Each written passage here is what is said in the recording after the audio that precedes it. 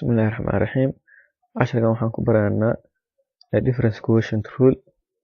tusaale ahaan haddii lagu dhaho fx baa waxay la egtahay 7x sidee u soo saaraynaa marka difference quotient rule ka anoo isticmaalin. Waran difference quotient rule xeerkeedu wuxuu dhigay fx in la ekeyd fx plus h laga jaray fx divided by h.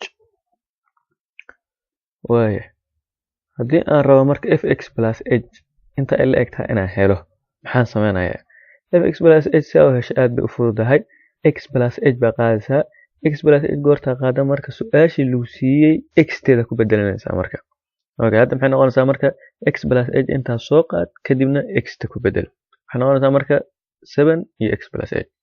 waaye wala eg marka aan ku bedelno fx plus h waxaan ogaanay inay la mid tahay 7x plus h ku bedel marka fx na waa isla su-aashii lafteedii intii lagu siiyey maxaa yeelay x ta halka dhex gelinaysaa waxay noqonaysaa iyadana 7x divided by h anagoo xeerka isticmaalayno.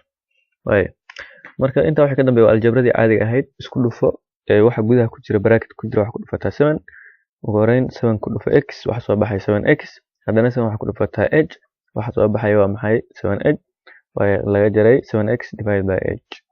waxaan labada tan isu jarjaraynaa maadaama tan minus 7x ay tahay tanna plus 7x ay tahay. 7x oo minus wadata iyo 7x oo plus wadata isla baxayaan. maxay noo soo haraya marka halka waxa ku soo haraya 7h divided by h. weli waa isu jarjari karnaa h iyo h baan isu saaraynaa. isu saar waxa ku soo haraya ugu dambeyn waa maxay 7. hada billahi tawfiiq.